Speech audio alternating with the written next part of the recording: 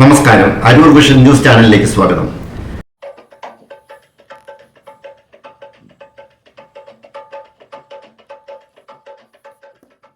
കുമ്പളങ്ങി അരൂർ പാലം നിർമ്മാണ പ്രവർത്തനങ്ങൾക്ക് തുടക്കമായി പ്രതീക്ഷയോടെ തീരദേശവാസികൾ.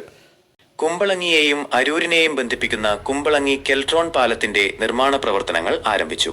തീരദേശ മേഖലയുടെ ഗതാഗതത്തിന് വലിയ മാറ്റങ്ങൾ കൊണ്ടുവരാൻ സാധ്യതയുള്ള ഈ പാലം കിഫ്ബി പദ്ധതിയിൽ ഉൾപ്പെടുത്തി 43.7 കോടി രൂപ ചെലവിലാണ് നിർമ്മിക്കുന്നത്.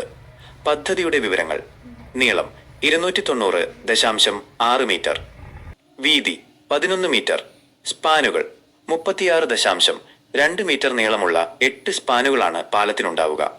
കേരള റോഡ് ഫണ്ട് ബോർഡിനാണ് നിർമ്മാണ ചുമതല. പാലത്തിന് ഇരുവശത്തും അനുബന്ധ റോഡുകളും നിർമ്മിക്കുന്നുണ്ട്. കുമ്പളങ്ങി ഭാഗത്ത് 110 മീറ്റർ നീളത്തിലും അരൂർ ഭാഗത്ത് 140 മീറ്റർ നീളത്തിലുമാണ് റോഡുകൾ നിർമ്മിക്കുക. ഏകദേശം 1.5 വർഷം കൊണ്ട് പാലത്തിന്റെ നിർമ്മാണം പൂർത്തിയാക്കാൻ സാധിക്കുമെന്നാണ് പ്രതീക്ഷിക്കുന്നത്. നിർമ്മാണോദ്ഘാടന ചടങ്ങിൽ Aroor MLA Daleema Jojo, Kochi MLA KJ maxi, Aroor panchayat president advocate Rakhi Antony എന്നിവർ പങ്കെടുത്തു.